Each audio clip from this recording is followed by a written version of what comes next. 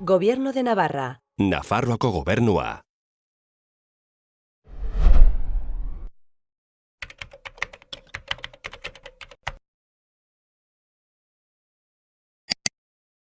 Xaloa telebistak 25 urte betetzen ditu, nik bezala, 1987an sortu zen Xaloa, Elizondoko feria batzuetan, hor ez dakit estatuatutako ez dakit nongo diru laguntza batzuekin, eta hor hasi zen pixkanaka, gero eta handiagoa egiten, eta bastan bidasoatik gero onat Iruñerrira ere etorri ginen, eta orain, urrengo pausoa izanen da, Parisera edo Madrilera zabaltzea, oraingoz Iruñerrian geratuko gara, eta 25 urte horiek ospatzeko, hitzaldi ziklo bat antolatu dugu, hemen gainera, geltokin ari ditugu egiten, hemen Iruñeko espazio honetan, bertako produktuak ekologikoak jatetxea, ostatua, denek dute hemen, eta erran bezala hitzaldi ezberdinak aktualitatekoak izan ditugu nekazaritzarekin zerikusia dutenak, basogintzakoak, eta gaur erabat aktualitatekoa, seguraski ere zoritxarrez aktualitatekoa den gai bat hartu dugu, klima eta horrekin lotuta berriztagarrien kontu horren inguruan.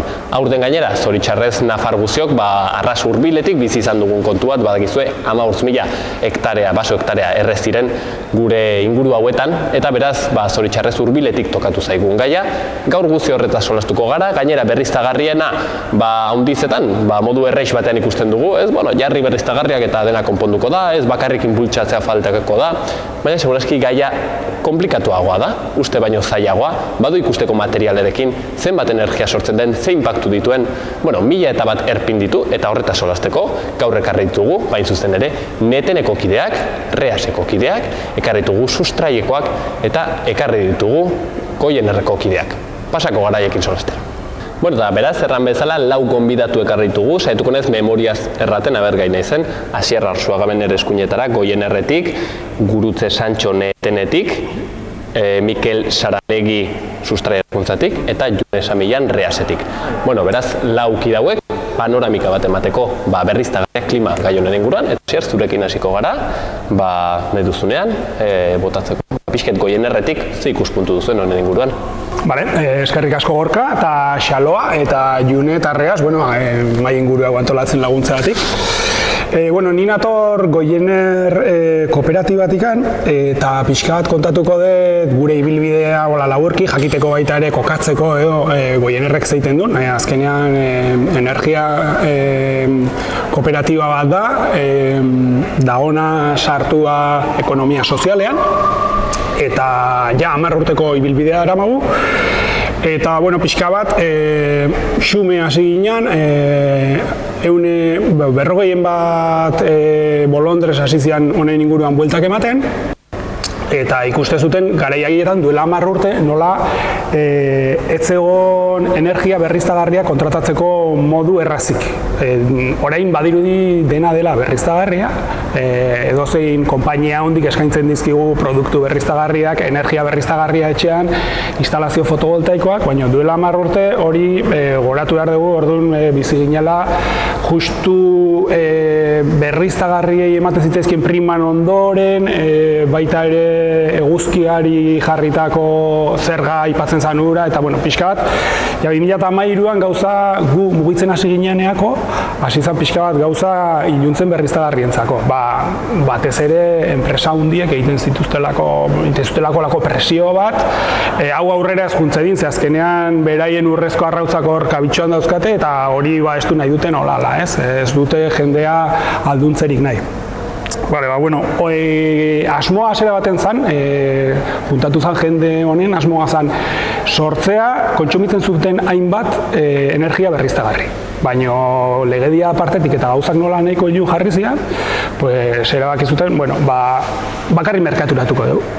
Bate batzuk esan ziguten, baina azoazte, merkaturatzea badakizute non sartzea azoazten, hor diru kantidadea handiak mugitu behar dira, eta irabazi oso txikiak dira, eta kooperatiba batentzako agian ez da bideragarria, pixkanaka sartu ginen rol horretan, eta urte asko, eta oraintxe da, Goiener dago osatua hainbat kooperatibaz, Goiener kooperatiba dela merkaturatzea egiten duna, alegia etxea fakturak hartzen diguna, Eta horrek dauka gure kooperatiba taldean kargarik handiena. Gero badaukagu beste oin bat dala Nafarkop kooperatiba, eta Nafarkop kooperatibak egiten duna da sorkuntza proiektuak garatu.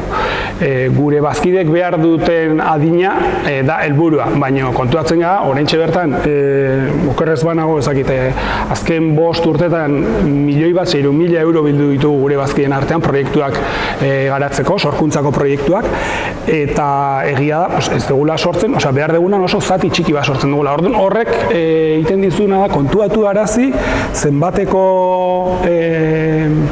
inbertsioak egin behar dian, zuk etxean argi bat piztu ahal izateko, eta esaten zu, bueno, pues akaso hasi behar da gutxiago konsumitzetik, ez, pixkat. Eta gero zer gehiago, bueno, gure kooperatiba taldean bada baita ere, esan dizudan bezala, Bolondres mugimendutik hasitako mugimendua, eta orain ja bagea 60 langile, 200 Bolondres oraindik mantentzen ditugu. Orduan, gobernantza eredua daukagu nun parte hartzen duten bai langileek eta baita Bolondresek ere. Eta guzti hori eramateko, hitzaldietako kudeaketa egiteko eta bar, daukagu elkarte bat, eta hori da Goiener elkartea. Eta hor esan bezala, 200 bazki. Gero zer gehiago, manitun komentatzeko gauzatxoak. Pixkanaka, hasiera batean oso ondo juntzitzaigun, ze nahiko kompetitiboa ginean prezioz, merkaturatzeko garaian, baina genukan hanka esango dugu erren hori, sorkuntzarena, dana gauza bat, kosta egiten zaiguna, ez dakit gure kotxea erosten dugu, gure bidaiak egiten ditu, baina kontsumitzaileoi kostatzen zaigu elkartu eta gure artean ekimen bat martxan jartzea. Eta energia da gauza bat, etxean ematen diozu interruptoreari, eta badator, ordaintzen duzu faktura, eta esaten zu, badatorren zaiz dezer gehiago egin behar, hau ematen diate beste kanpoko enpresek. Eta orain, urte batzuk pasa ondoren, merkatu elektrikoak ere hainbat buelta eman ditu eta erabat hankaz gora dago. Pasadan ekainean esango nuke bai, tarifa sistema berria jarri zuten, eta tarifa sistema berri honetatik aurrera oso gaizki pasatzen hasi gea. Hala ere, kooperatiba gehan ez, badaukagu kooperatibisten bultzada hori ez, eta urrian iritsi ginen momentu batea, ekonomikoak ondo eginda zen, baina nola diru asko aurreatu behar dugun, kontsumitu behar den, argindar horrena, gure bazkide guztiak kontsumitu behar duten horrena, gure kutxak kriston estresa zeukan. Eta momentu batea iritsi ginen, non bazkideik diru eskatu behar izan genien, urrian eskatu genien eta hilabete batean 300.000 euro bildu genitun, eta urte bukaerarako kasi 1.000.000 bat euro, eta horri esker, merkaturatzaileak martxan jarraitzen du. Urtarrila, otsaila aldean edo arrazaldu zen albiste bat, nun esaten zuen, 50 bat merkaturatzaile txikiak itxi ziala, ezin izan zutelako hau jasan, ez? Eta ondoren etorri da gasaren topea. Bueno, gasaren topea dakizuen ez da handizkako merkatua regulatzeko gobernuak ezarri du neurri bat. Eta horrekin ere baditugu nahiko tirabira. Momentu batean baita ere martxoan berriro, ikusi ginen badauzkagu tresnak kooperatiba gehanez, adibidez faktura aurreratzeko eta gure bazkidek argindar faktura aurretik ordaintzen badigute, horrek gure kutxako estresak entzen digu, ez? Eta hori izan zen beste bidetako bat, eta esaten zuen, eskerra kooperatiba gehan, zen bestela ez guaz aurrera. Eta orain ja pixka bat honi buelta emanez edo, eta lehen aipatzen ginuen energia konpainia hundiek sekulan nahi izan ez dutena, badatoz zuzentarau batean Europatik energia komunitateak esaten dianak, ez? Energia komunitatea hauek dia herritar eta herri inguru auzotar, erakunde txikien entitate juridiko bat osatzen dute eta beraien energia kudeatzen dute. Normalena da hau asoziatzea autokontsumo kolektibo batekin, baina litezke beste hainbat gauza energia komunitateen barruan. Eta orduan, enpresa hundiak ere hasi dira reakzionatzen, eta ja beraiek badakarzte paketeak energia berriztagarrien komunitate bat zuzenean ematen dizute, eta orain Nafarroan bada adibide bat, ezakit 60 herri edo juntatu dira, eta atzean Edinor bezalako enpresa bat dago, orduan esaten zu, betikoan gaude, ez gea eredu energetikoa aldatzen ari, betiko eredua jarraitzen dugu, ez? Nor du jabetza, ez? Hori da. Eta, pixka bat hori gaian sartzeko kontatu nahi nuen. Eskertzen dizugu, hortxen goien errek egiten duena, gainera, azken urteetan behintzat, ez dakit pentsatzu barnetik zaila dela mantentzea ez, baina, kanpora begira behintzat, egunetik egunera, nik uste dut, gero eta bombo eta volumen handiago hartzen duen kontu bat, gero eta ezagunagoa, beraz, zerbait ongi egiten denaren seinale. Eta, horretxe, gurutze Santxorekin, tenen partetik, gurutze zure deitza ere bai. Bueno, lehenbiziko gauza agian izanen da azaltzea zer den edo nortzu garen neten, eta neten berez Nafarroako energia eraldatzen gara, eta nor gaude hor, Nafarroako makroproiektu energetikoen aurrean bat egindako talde edo plataforma desberdinak, Urbasa bizirik, haize berriak eta barrez, gutxo gora bera orain dela urte pare bat sortu ginen edo hasi ginen elkartzen, izan zelako olako makroproiektu, batez ere eolikoak eta fotovoltaikoak sartu zirela Nafarroan eta horrek mugitu arazi gintuen landa eremuko hainbat pertsona eta hainbat talde ez, proiektu guzti hauek landa eremuan garatzeko sortuak direlako. Eta, horrela hasi ginen eta ibilbide horretan egin dugu pixka bat denetarik manifestuak, manifestazioak, jardunaldiak, sariak ere banatu izan ditugu, eta zein den gure helburua? Gure helburua izan daiteke eredu energetikoa ez aldatzea bakarrik, uste dugulako nolabait klima aldaketa honek ez duela eskatzen soilik energi eredu aldatzea, baizik eta eredu guztia aldatzea ez. Are gehiago esango nuke ez gaudela klima larrialdian bakarrik, baizik eta larrialdia ekosoziala dela. Klima aldaketa dela sintoma bat, sukarra, azken finean ez. Sukarrarekin gaude eta sukarrarekin gaudenean botikak hartu behar dira, kasu honetan energia berriztagarriak, beti esan dugulako energia berriztagarriak bai, baina ez nola nahi eta edo non. Orduan botikak behar ditugu, baino askoz gehiagoren, ni sukarrarekin baldin banago botikak hartzen baditut, baino ez banaiz etxean gelditzen, jarraitzen badut erritmo berdinarekin lanean, aisialdian, menetan, ez nahi sendatuko. Eta honekin gauza bera gertatzen da. Orduan berriztagarriak bai, baino askoz ere gauza gehiago, eta ez edozein modutan berak aipatu duen bezala. Eta zentzu horretan landa eremuan nik uste asko daukagula esateko, eta esan behar dugun lehenbiziko gauza amalurra ez dela baliabide bat. Hortik baliabideak atera ditzakegula, baino ez da baliabide bat. Eta nekatuta gaudela amalurrari buruz baliabide naturalak bezala hitz egiten entzuteaz. Aspertu da gauden, ze askoz gehiago gara. Baliabide naturalak bihurtu da hor hitz bat, baliabide naturalak energia sortzeko, baliabide naturalak ura ateratzeko, baliabide naturalak gure hondakinak kudeatzeko, baliabide naturalak gure bizitza antolatzeko. Eta baliabide naturalak bai, baina lurra hori baino askoz ere gehiago da, ez? Orduan, nik uste aspaldidanik krisi ekosozial honen sintoma bat dela oreka hautsi dugula, lurrarekin genuen harremana hautsi da, orduan ez dakigu nola harremanatu eta horregatik daukagu harreman toxiko hau sukarra eragiten diguna, eta oreka berreskuratu behar dugu. Horretarako energia berriztagarriak behar ditugu, baina horretarako egin behar dugun lehenbiziko gauza da gure lurra maitatu. Eta gure lurra maitatzen dugulako saiatzen gara hori defendatzen makroproiektu hauen aurrean energia berriztagarriak sortuta suposatzen dutelako landa eremuaren suntsiketa izugarria, landa eremuaren industrializatzea, ze landa eremu batean jartzen baitugu haizerrotak eta fotovoltaikak, atzera ezineko industrializazio prozesu bada, eta uste dugu landa eremuak eremu natural babestuak izan arren landa eremu guztia babestu behar dela. Ez dela bakarrik erreserba naturala den tokia edo ez dakiz zer, hor bizi nahi dugu, hor bizi behar dugu eta horretarako jarri behar dira baliabideak eta ez bakarrik baliabideak atera. Oreka, aipatu den oreka hori eta harreman hori berreskuratu behar dugu, guk ere energi berriztagarriak bultzatu behar ditugu, baina horretarako ere hainbat muga gainditu behar ditugu, adibidez autokontsumoaren mugan, esan beharra dugu, landa eremuan topatzen dugun mugetako bat dela, printzipio de Viana jartzen duena, hainbat etxeetan ezin dugula autokonsumo hori sortu. Eta akaso landa eremuan energi gehien gastatzen duguna ez dela elektrizitatea eta berotze sistema, zen ez ziurrenik berotze sistema egurran oinarritua dago dio, baizik eta garraioa, eta hor bai behar ditugula konponbideak garraioan.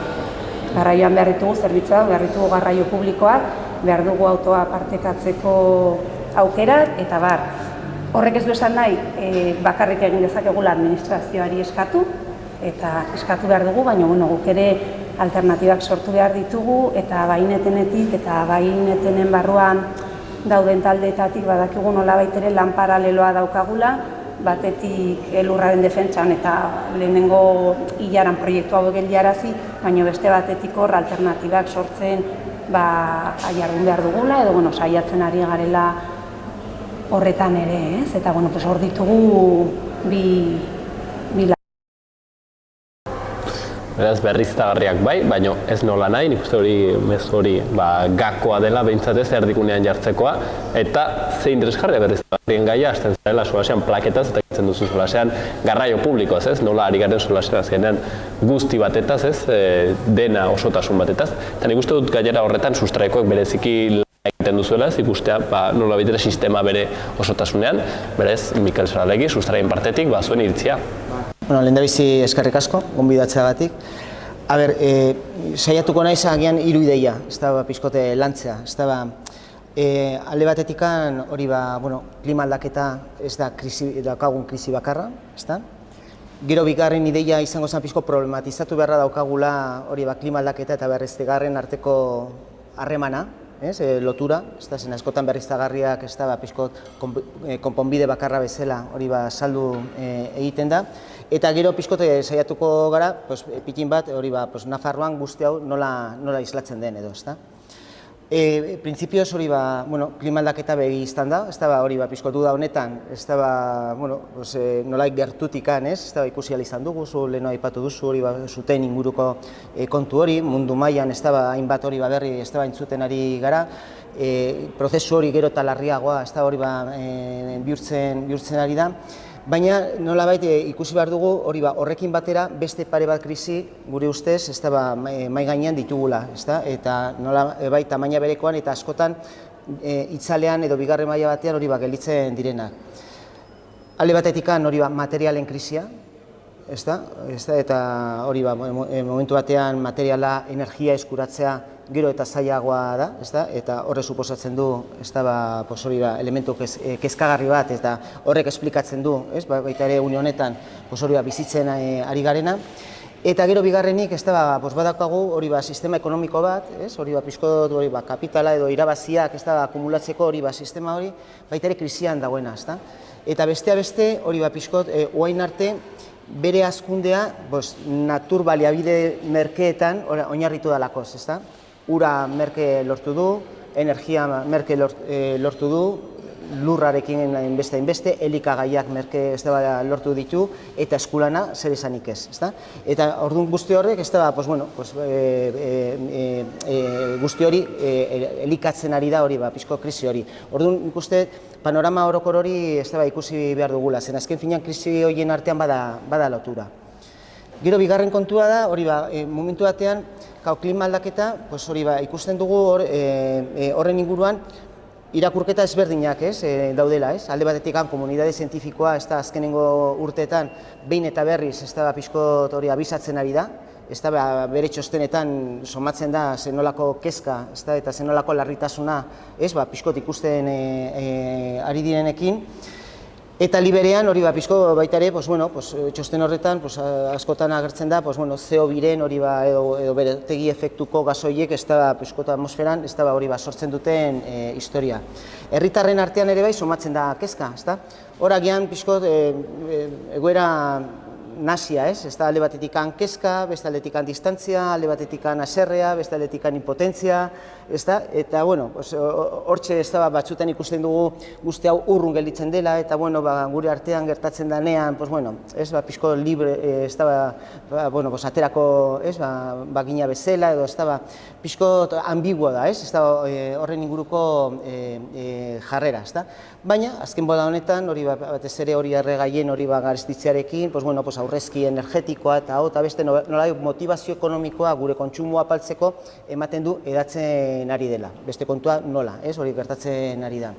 Eta gero beste aldetik dago hori betiko botereak, ez da nolabait, orain kapitalismo berdetzat, ez da hori jotzen alduguna, ikusten du, krisi honetan, bada nolai aukera berri bat. Ez da bere muga guztiekin, baina azken finean hor, negozio berri batzuk ez da ireki daitezke eta esaten digute horri esker digitalizazioa, honi esker ez da deskarbonizazioa, honi esker ez da, eta horren inguruan diru izugarria ez da erabiltzen ari da. Problema zein da?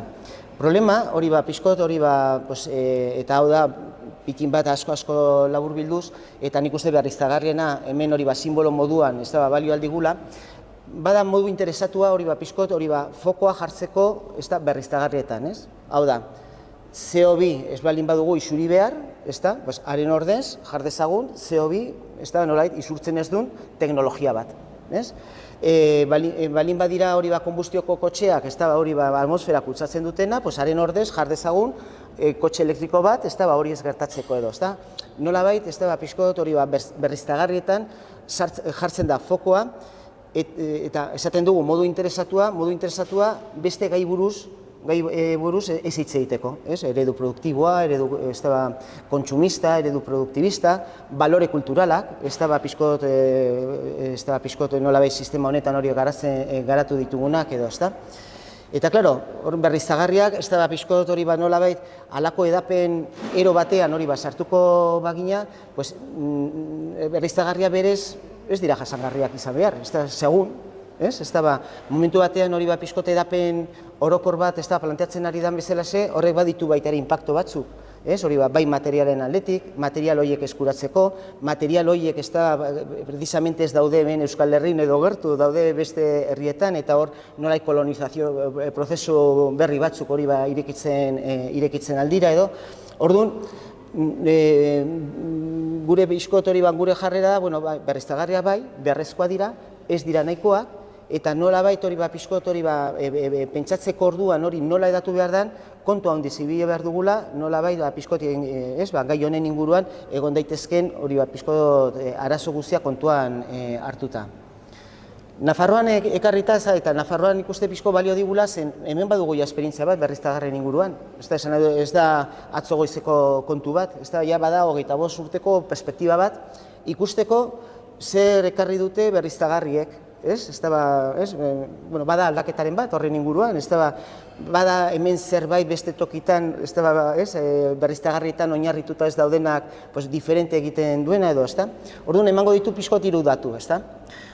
Pixkot hori partida bat baliz bezala, erregai fosilak 80, elektrizitatea 20. Hau da, 25 urte hauetan, nolabait hori pixko proportzio hori erregai fosilen kontsumoa eta elektrizitatea kontsumoen artean mantendu egin da.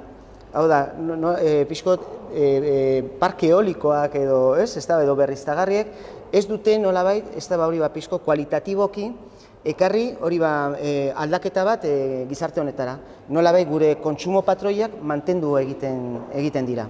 Orduan hori da pixko datu bat gehien pentsatzeko, hori pixko horren inguruan. Gero bigarren kontua da, eta etorri baino lehen pixko hori pasaden urteko datuak egon naiz errepasatzen. Pasaden urtean Nafarroan hori elektrika, hau da, 20 hortan sartuta, nolabait hori egin dugun konsumo gehiena, erdia baino askoz gehiago, berriztagarrietan oinarritu egin da. Eta gero gainera, nolabait produkzio energetikoa izan da gure eskaira baina askoz handiagoa.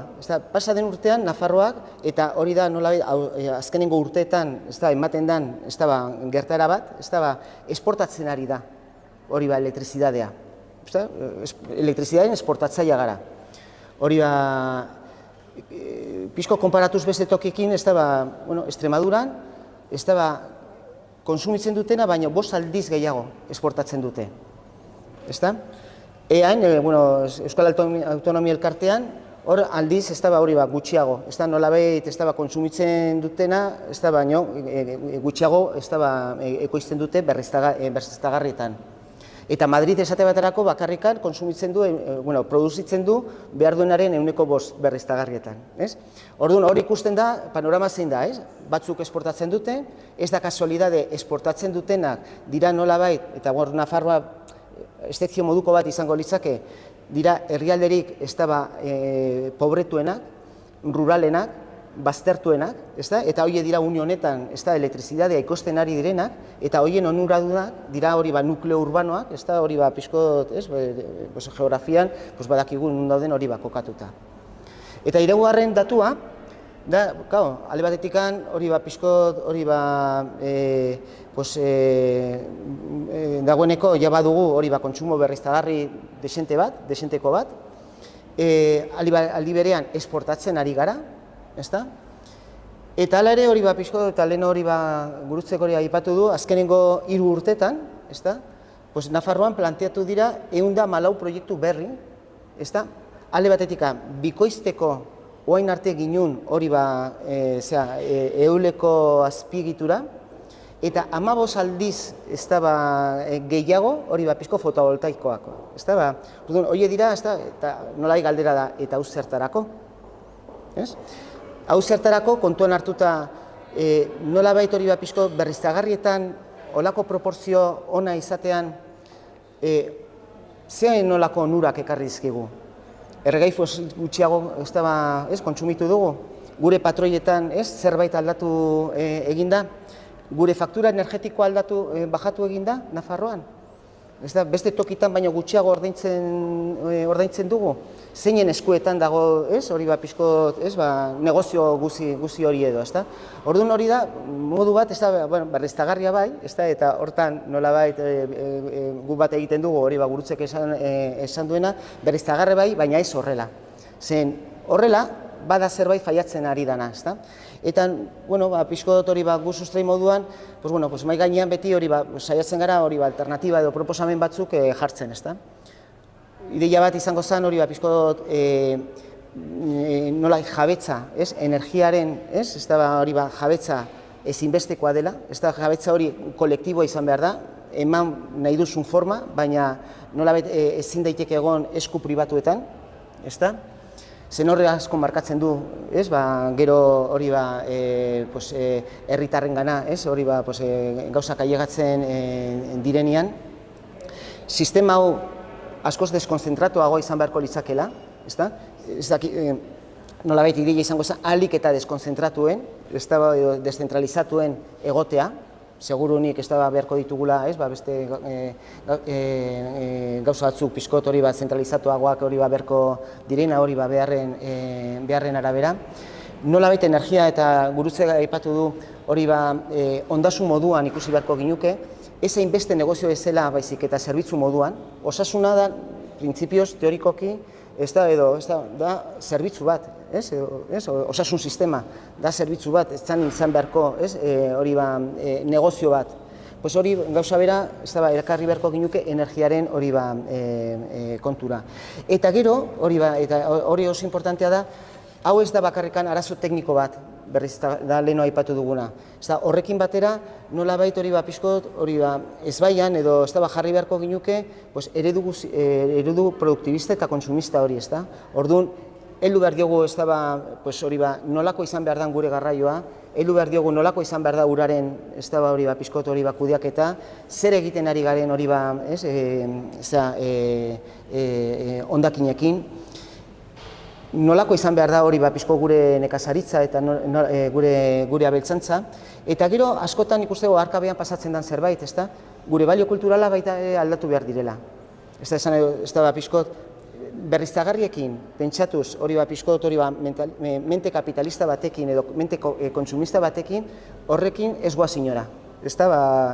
Nolabait hori pixkot moldatzea hori beste egoera batean kontuan hartu behar ditugun zeintzu diran, hori planetaren mugaz, zein da, hori jokalekua, zeintzu diran, pixkot hor dauzkagun zaitasunak, baita ere kulturalki, baloren aldetikan ez da moldatu beharko ginak, ez da bakarrikan teknika kontua, baizik eta baita ere etikoki, beste era batera hori jokatu beharko ginuke.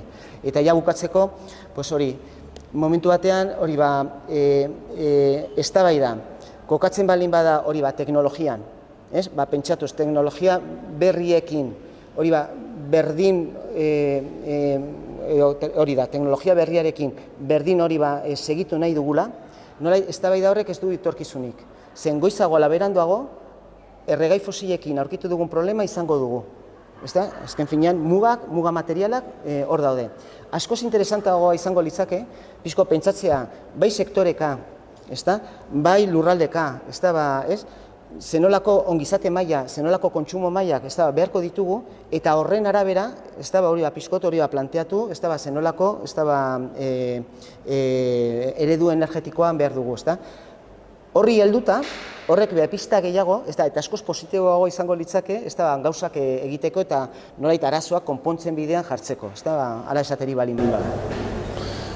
Ara, sustraien irakurketa aski konplexua, urruna, erraten duen bezala, batzutan berriztagarriak, pintatzen dizkigute, hola poster eder batekin eta berde batekin, eta kontuz, agian honek baditulako inpaktuak bertzetokietan badu ikusteko materialen mugarekin, eta agian pentsatu behar dena, pixka Mikelek erraten zuenaren aritik, da, ezain bertze egin berriztagarriak demanda setzeko, baizik, eta agian pentsatu zen baterainoko ongizatea behar den, eta horren arabera, egin berriztagarriak, baitere, buelta emanez logikari. Bueno, eta aipatzen zuen Mikelek, bertze kontuetako bat hor dela jabetzarena, eta jabetzarena horren aritik ekonomia eredua bera ukitzen da, eta honetaz hain zuzen ere, zerbait June San Millanek, hain zuzen ere, reasen lan egiten duelako, ekonomia alternatibo, sozial solidarioan sare horretan, eta bere ikuspuntu ere entzuteko plazerra izanen dugu, June, zure da hitza. Reasen Nafarroa bezala, dugu ekonomia solidarioaren sarea gara, hemen Nafarroan, eta, guk defendatzen dugun eredu energetikoa, kideak ja asaldu dute, ez? Gurea, guretzat, bai berriztagarrietan oinarrituta egon behar da, hori argi eta garbi, tokikoa izan behar da, birbanatuta eta deszentralizatuta, eta ja Mikelek ondo azaldu du, ez? Birbanatuta esan nahi du esku askotan egon behar dela, eta deszentralizatuta esan nahi du ekoizpen iturriak txikiak edo ertainak izan behar direla, ez? Eta, komunitate bakoitzeko beharrak kontuan izan behar da, eta behar hauek ere, eskura dauden baliabideak egin behar dira, eta ez beste modu batean, ez? Onurak, nik uste du onurak eta onurak hitz egiten dudanean ez dute esan nahi bakarrik onurak ekonomikoak, onura orokorrean denontzat, izan behar dira. Eta batez ere hurrengo larrialdi klimatikoa gainditzeko, eta hurrengo larrialdi klimatikoa gainditzea esan nahi du ez dela arriskuan jarri behar, ez lur emankorrak, ez akuiferoak, ez gure ekoizpeneko oinarriak, ez? Eta hori landa zaintzea da, malurra zaintzea da, ekologia geroz eta gehiago behar dugun, eta hortik aukeratu edo topatuko dugu irtenbidea. Dugun arazoa soziala da, orduan irtenbidea soziala izan behar da. Teknologia ez da izango gure panazea, ez?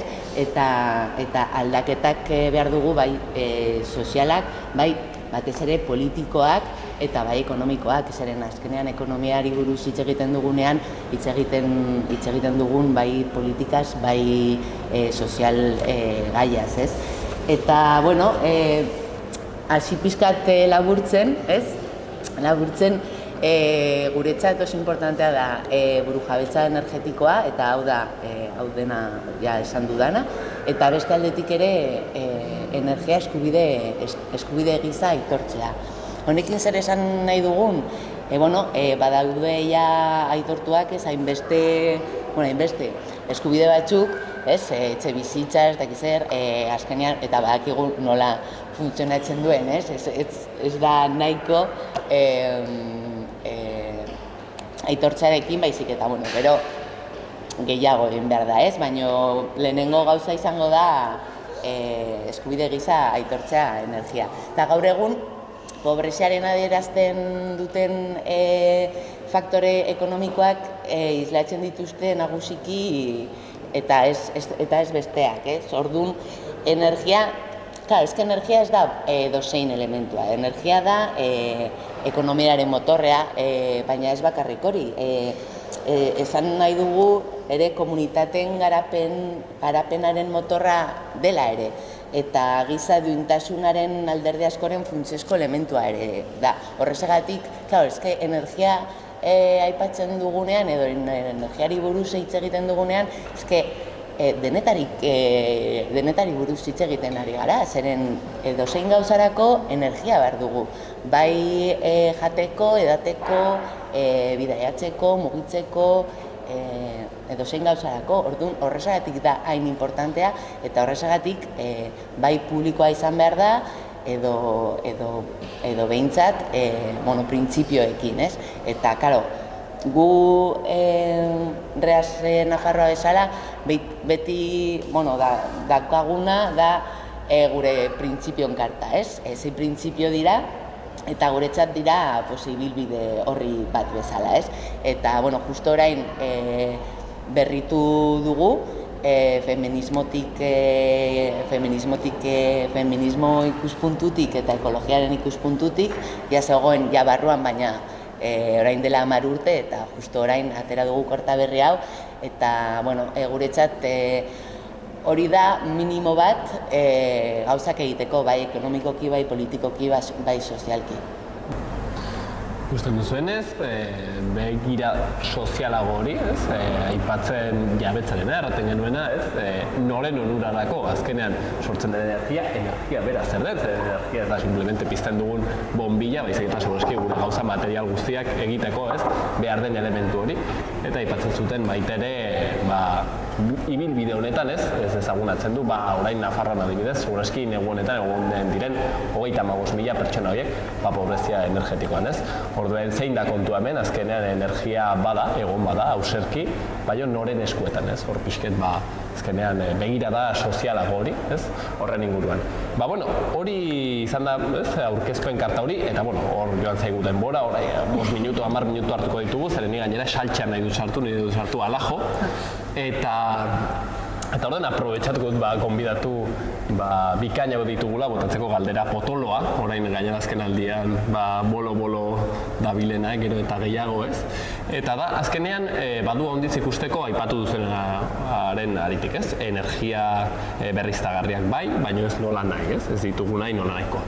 Eta orduan, Mikelek leheno bota du zerbait, baina nire galdera da orduan, nolako berriztagarriak nahi ditugu, Eta horren aritik, eta hori da berez galdera baduzue potoloa da, eta posible da, parke eolikorik gabe, parke fotovoltaikorik gabe asetzea, lortzea duintasun energetiko bat, edo katastrofe bat da, ez dakit, Zeren gaur egun ez dakit zehazki zifra zein den, baina Nafarroan berriztagarriako izpena 14 bat edo hortik dabil, Eta gainera Nafarroa da, nola baitere Espainiar Estatuaren barnean, toki bereziki intentsiboa berriztagarrietan, Eta baitugu parkeak, baitugu eta olakoak, Orduan, karo, ez baditugu onartu nahi halako parke handiak, nola baitere, zenbat energiara aspiratzen dugu, zenbat ematen aldi dute autogestiozkoak. Hor jarri dut, galdera potolo handiz, baina, pixket hortik, zen da orduen alternatiba, zer aspiratzen aldugu, zer eskaintzen aldugu, ez baitugu nahi makroproiektu hauek, Eta hor guztien dut, nahi duzen bezala hartu. Ni hasiko naiz igual, neko ordezkaria naizenez. Energia berriztagarriak bai, baina ez nola nahi. horrela bizitzen jarraitu nahi badugu, izan beharko du nola nahi. Eta hala ere, zinengo dugu, berdin bizitzen jarraitu, energia berriztagarrien ezaugarriak ez direlako erregai fosilen ezaugarri berdinak. Hau da, ezin gara etengabe energia sortzen aritu. Baizik eta haizea dagonean, eguzkia dagonean, eta orduan.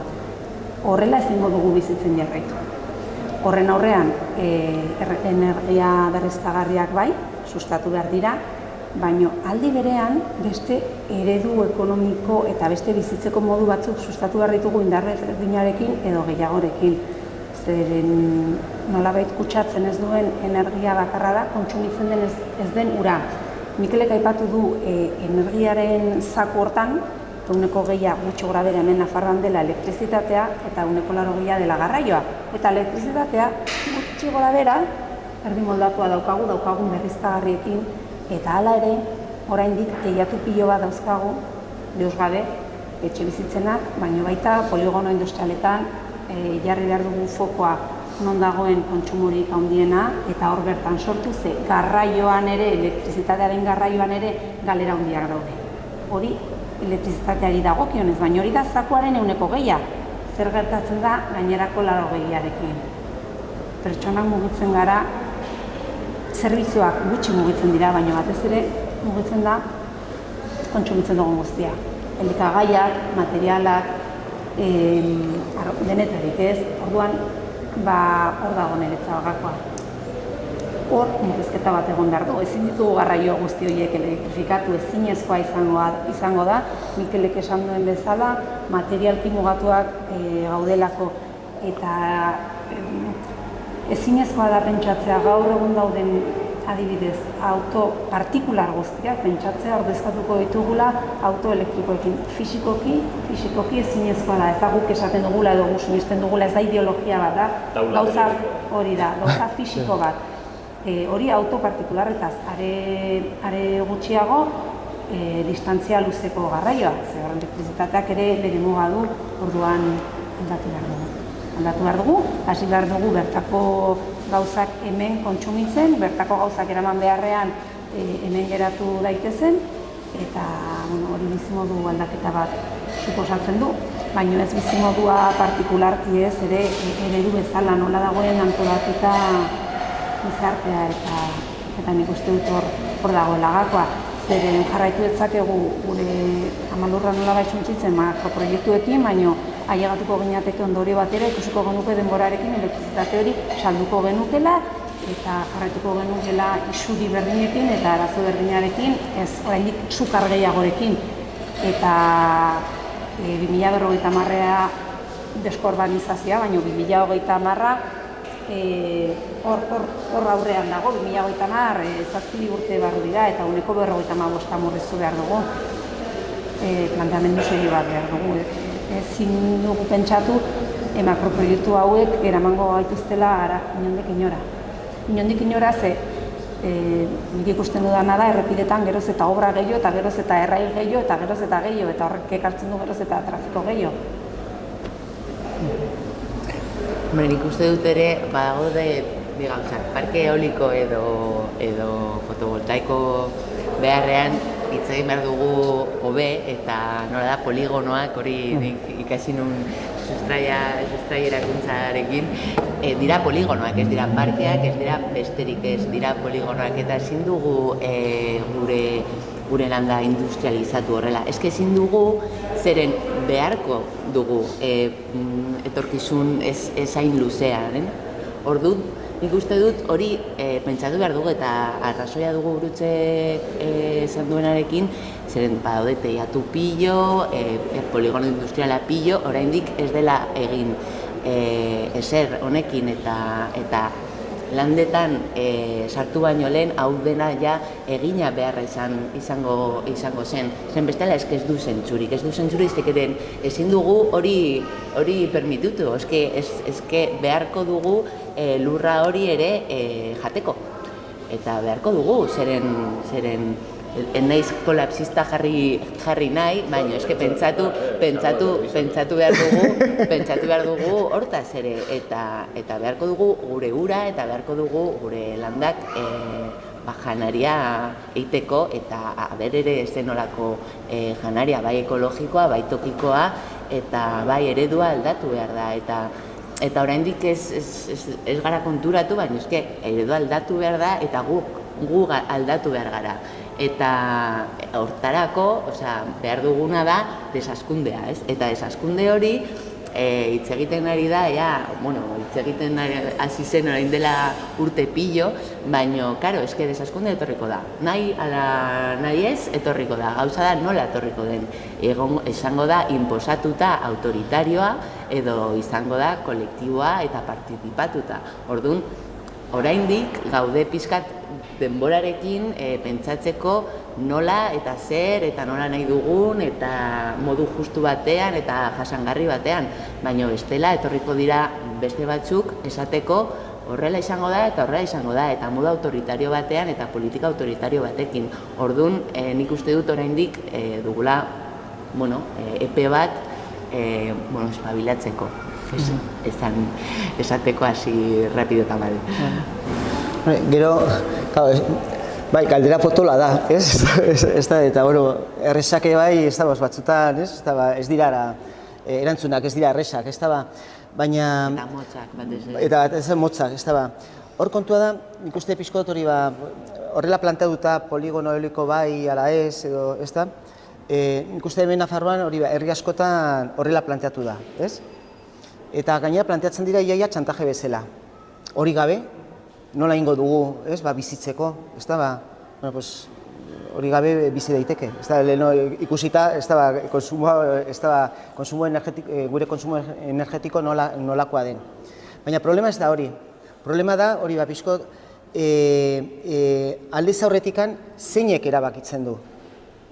Eta zeinek erabakitzen du gauza desente. Hau da, eta nik uste hori hainbat elkartea urtea daramazkigu hori pixko hori planifikazioaren inguruan ez da planteatzen. Hemen badakigu hori, hemen Nafarroan hori pixko ikusten dugu, sektoreka ez da inungo planik egin, ez? Gauzak egokitzeko beste eredu energiko baten hildoan, nola bete esan da. Planteatu da esaterako garraioa, ez da leheno gurutzek esan du. Garraioa, ez da hemen nagusi, pribatua, tren soziala, trena, ez da erabat abandonatua, horren ordez, ez da azpiegitura, inutil hori, ez da abiadura handiko trena, kotxe elektrikoak, azkenengo plan energetikoan, hemen Nafarroan, bakarrikan kotxe elektrikoaz hitz egiten zuten. Horren inguruan ze planifikazio mota egin da? Zelan egin da hori pixkot ikusteko, zenolako beharra dauden, nola antola daitekeen hori beste modu batera, jakina gainera edo zein planifikazioa urteak ez da behar dituela. Hau ez da egun batetik bestera, urte batetik besterako kontua. Hau da, perspektiba batekin lan egin behar dan zerbait. Orduan, alde batetik hori da, falta duguna, planifikazioa. Eta garraioan bezalaxe, hainbat tokitan. Gure industria, ez da hori zer erregai mota behar duen. Dana elektrizidadea egin beharrean posible alda, nolabait energia berriztagarrietatik beste erabilera mota batzuk, ez dakit hori pixko beroa sortzeko edo mugimendua garatzeko, horren inguruan ez da hori deus egin. Eta horrela pixkot hori sektoreka guztiekin gauza bera egin beharko ginukela. Orduan lehendabizi hori da falta duguna. Problema zen da?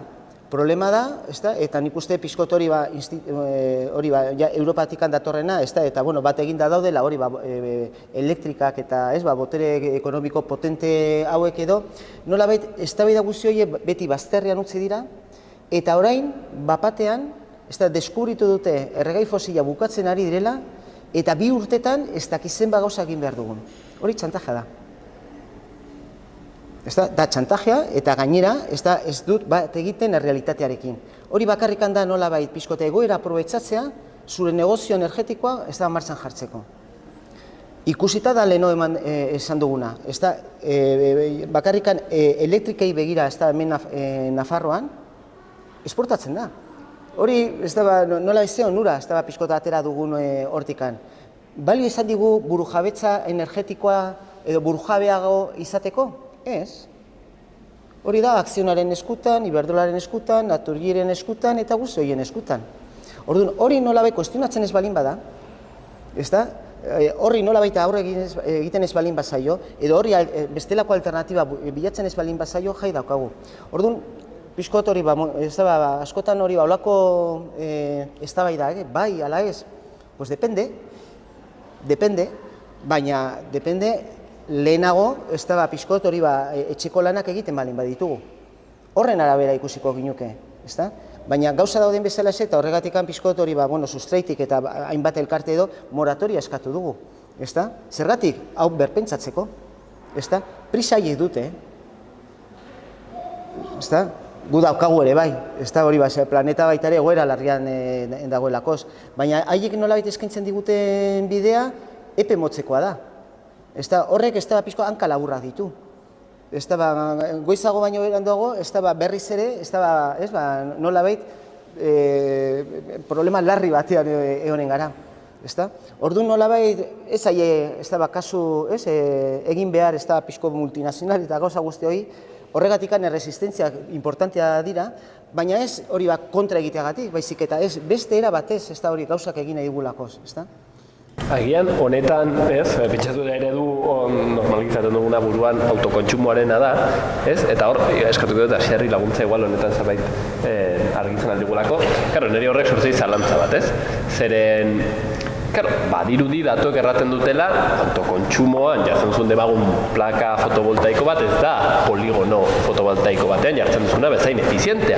Azkenean jartzen duzunean, eoliko bat, sierra baten puntan da, han haizea dagoelako, erren nahi dut, Eta zu jartzen baduzu, seguraski plaka fotovoltaiko bat, hiri bateko eraikin batean, seguraski itzal gehiago du, ez du hainbesteko, nizarrakit inklinazio egokia, eta errare dut orduan, ez da inefizientea, nolabait ere energetikoki, Eta, klaro, orduan horrek sortzen du ere dilema bat, erten duzu, ez ditugu nahi poligonoak, baina nahi badugu ordezkatu, behintzat energia zati bat, autokontsumoaren bitartez, eta horrek eskatzen badu material gehiago, ez aldugu ari azkenean externalizatzen, nolabait ere gure arazoak munduaren beste toki batera, Erro, ezakizuk hasi error baduten daturen bat edo pixit efizientzia kontu hauekin? Hor argi dagoena da, berriztagarriak, teknologiak ez dira berriztagarriak, plaka fotovoltaikoak ez dira berriztagarriak, aerogeneradoriak ez dira berriztagarria, haizea da, eguzkia da, orduan, eta materialak, fotovoltaikoenak, asiatik datoz, eguneko handi bat, orduan, bai da externalizatzea guk, hor debate txiki bat eukin, bada, errekak baita ere, errekan permeabilidadea ziurtatzeko presak botatzearena eta hidroelektrika txikiak kentzearena, baina esaten zu, eta energia nondik lortu behar dugu, ja hori egina badaukagu ez dago pixka ustea, Ze esaten duzu eske bestela, haigazuk esan dezuna externalizatzen. Eta orduan nik usteet, Jonik esan duen bezala, desazkundea da klabe. Hori norberantik hasita pixkat jo behar dugu pentsatzen, bizilean mailan 6.000 milioi edo 7.000 milioi biztanlek munduan ezin dugula bizi. Hemen mendebaldean bizigia pentsatuz, badagola denontzako eta gu egia da munduan median gainetik bizigia. Orduan, hori barneratu behar dugu. Kapitalismoak hor bada telekomunikazio enpresa bat Infinity, dena Infinity, Megak Infinity, eta badirudi mundua ez dala bukatzen, eta munduan muga dauzka, eta hortaz ez dira konstiente, eta kapitalismoak nahi duna da ordeztu edo bere irabaziak edukitzen jarritu, eta orduan berdintzaio zenekin aurrera. Ikatzarekin funtzionatzen zutenean 1800ean, petrolea sartuzan, baina ikatza segitzen, teknologiak ez ditugu erabiltzen ustez, baizik bagoaz, teknologia eta aurre historian gizaki batek behar bali mazitun, ez dakizan bat kilokaloria, hori batiotara badago Pedro Prieton grafika oso polit bat, eta gaina esaten duzke egunean, eizean, ez zituzten 7 ordu ere pasatzen. Gu baino lan gutxiago egiten zuten, eta bazuten zen, beste bidizi modu bazan, eta nahi dezuna ez, baina orduan geneukan pertsonako energia beharra, eta orain daukaguna da, ez dakizan bat aldiz handiago, eta bagoaz, azten, eta momentu bat iritsiko da, Geisten hasi behar duguna, eta hori da, egin behar duguna era ordenatuen. Bestela... Baita hasier, entzun dut, iruditzen zait neko ilustratiboa dela, Aristotelesek erraten zuen nolabait ere bizitza kontemplatiborako behar zituztela esklaboak, ez? Eta orduan erraten zuen 3 esklabo behar zituztela. Baina datuek erraten dute gaur egun gure bizimoduan baditugula más o menos 40 edo 30 piko esklabo, ez? Orduan pentsateko eskala, ez? Iruditzen zaigu Aristotelesena zela erokeri bat 3 esklabo, baina claro, guk hemen denak badugu esklabo energetiko deitzen den kontzeptu horretan, barbaridade bat, ez? Gero, bai, barkatu, Ez, hori, bizkotoren hasierrek esan duna, ni ez naiz aditua, ez da, baina, hori, lehen hori, klima aldaketarekin, ez, hori, komunitate zientifikoan, ez, eta pizko badugu alako zinsmena, baina badira baita ere beste aditu batzuk, energia kontuetan, ez, ari direnak, eta, klaro, hori, berriztagarrien nolabait prestazio ekonomikoa, energetikoa, ez da konparagarria, hori erregai fosilekin edo, ez da?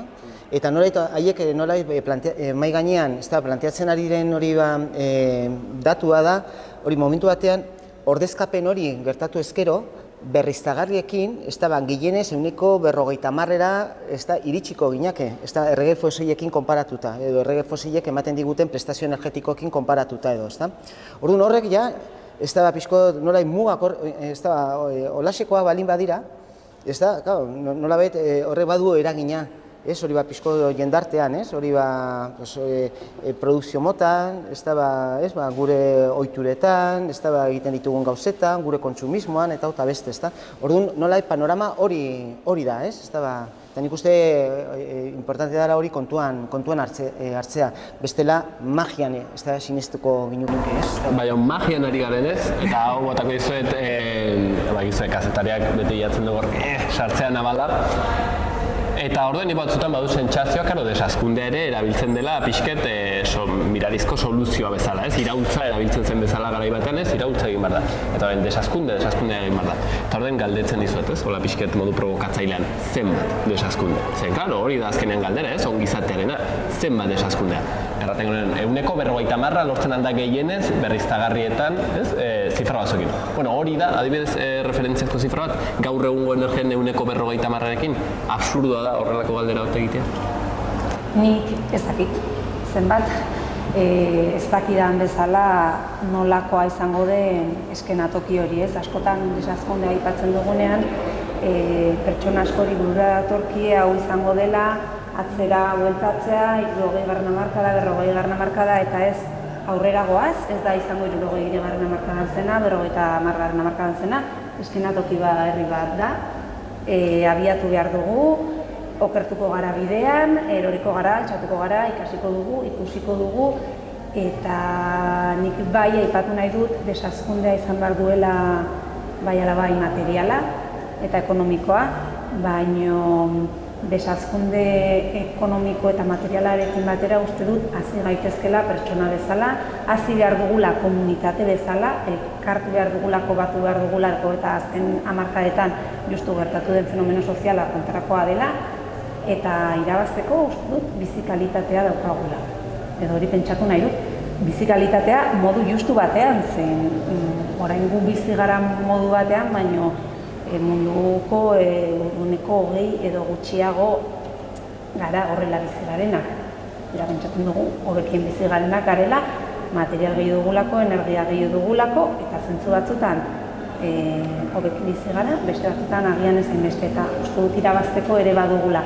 Ezin da planteatu desazkundea galera bat bezala, bestela inork ez duen nahi zerbait bihurtzen delako.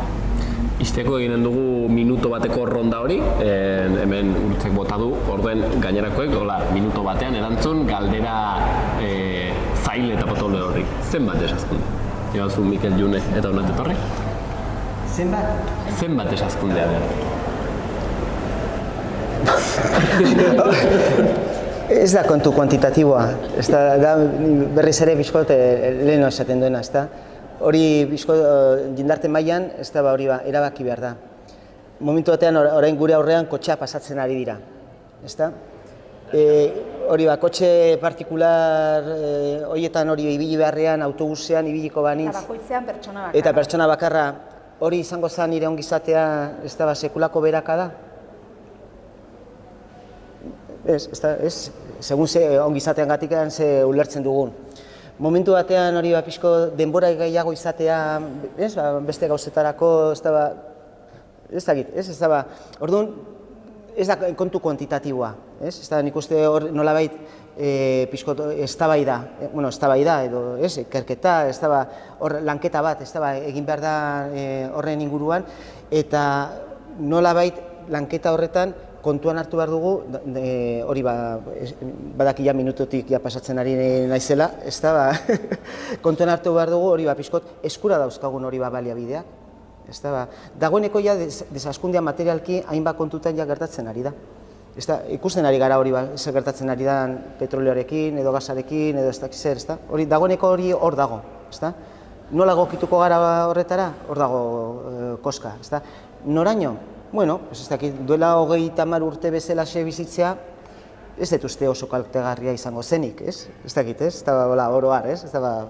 Uzten utziko dugu, Mikel Saralegi, sustraetik, June, erantzuna galdera errexorri. Zenbat, pues lo justo, ez dakit. Karo, pentsatzen dugun hemendik, ez? Gu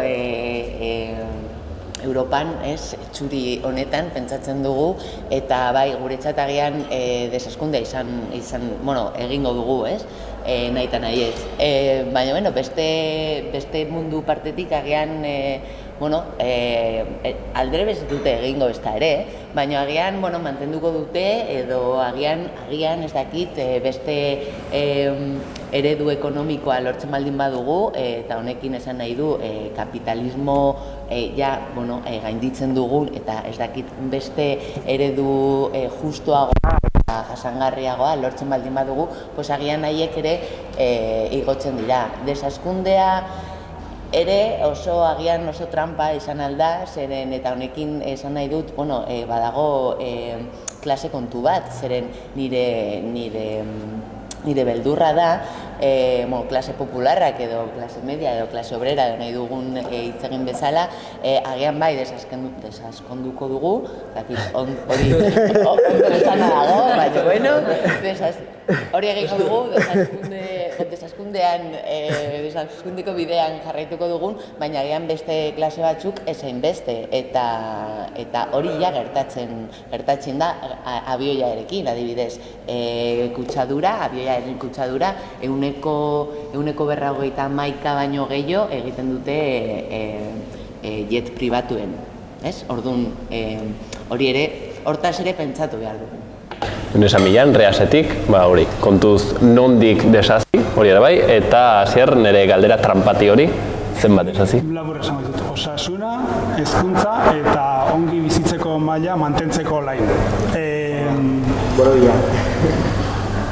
Kuba Sobietar Batasunak babesten zunean eta babesten zutzizunean desazi izan erabat. Eta gauza horiek mantendu zituzten eta kaso gure mundutik begiratuta gaizki bizizan dira ez, baina bizitza duin bat mantentzeko lain. Eta nik uste hori da bidea. Osasuna, hezkuntza eta bizitza duin bat izateko mantentzeko lain. Hortzen, Goienerreko Hasier Arzuagaren erantzun horrekin itxiko dugu. Onaino, ikusten duzu, gai aski mamitsua da, azkenean erramezala ez delako bakarrik argia, ez gara hemen bombilla solasean, ari gara guri dagokigun guzti honetaz, xaloako pantalla horietaz eta kamera hauetaz ere ari gara, denak ukitzen duelako energia, energia erraten bezala gure ekonomiaren odola bera delako. Hemen utziko dugu, mil esker lauei etortzeagatik eta zuen hitzekin hau dena janzteagatik.